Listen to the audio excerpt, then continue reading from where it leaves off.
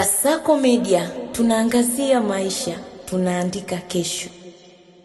Mkuu wa wilaya Arusha amedhihirishia kuwa serikali iko macho kwa wananchi baada ya kuongoza mwenye operesheni maalum ya kushtukiza kuwakamata madereva wa daladala wanaodaiwa kupandisha nauli kiholela au kukiuka taratibu za usafirishaji.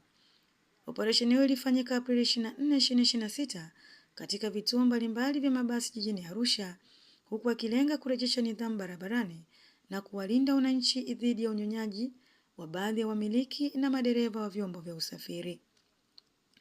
Akizungumza baada ya operesheni hiyo, mkuu wa wilaya Joseph Mkude alisema kuwa kitendo cha baadhi ya madereva kupandisha nauli bila kibali cha mamlaka ya udhibiti usafiri ardhini LATRA ni kinyume cha sheria na ukandamizaji wa wananchi. Alisema, tumepokea malalamiko mengi kutoka kwa wananchi kuwa kuna madereva wanapandisha nauli hasa nyakati za asubuhi na jioni.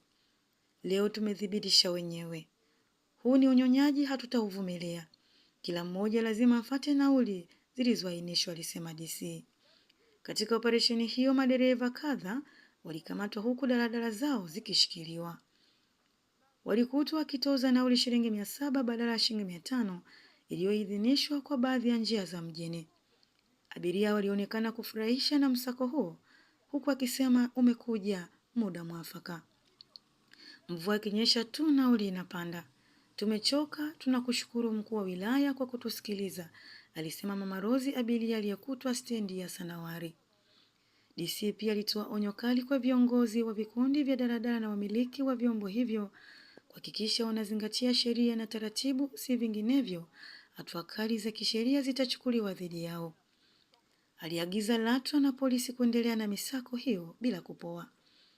Hatua hii inakuja siku chache baada ya wananchi wa Arusha kulalamikia upande wa gharama za maisha, huku nauli za daladala zikiwa juu, moja ya maeneo ya kuguswa zaidi. Na hii ni Kasako Update na Dela Thomas. Wanalalamikiwa na wananchi. Nataka kuonyesha mfano. Kwenye polisi yetu hakuna rushwa, kwenye serikali yetu hakuna rushwa.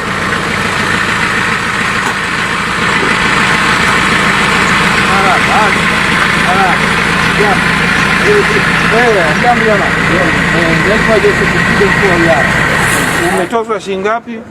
Tozwa shilingi 1000 kutoka saluni. Teremka. Funga gari. Funga gari, teremka. Haina funguo gari. Haya, toka. Toka. Na ndio tingo wake. Shuka na wewe kafungwe. Shuka na wewe kafungwe kama hana. Wewe mzee unaitwa nani? Njoo. Njoo tuchukue jina lako. Nendeni. Sisi tunaweza tukawapigia baadaye kama mashahidi au wakafungwe. Haya, Omari, chukua taratibu yoyote au wakafungwe. Hebu ingia huko ndani. Ingia huko ndani. Gari hizi atakayezitoa ni mimi kwa mkono wangu. Sawa mheshimiwa. Na kwamba gari hizi zikitozwa faini hiyo watakaotozwa nijue ni pamoja na kunikimbia. Sawa mheshimiwa. Lakini hata hivyo, yani hii nataka kuonyesha mfano.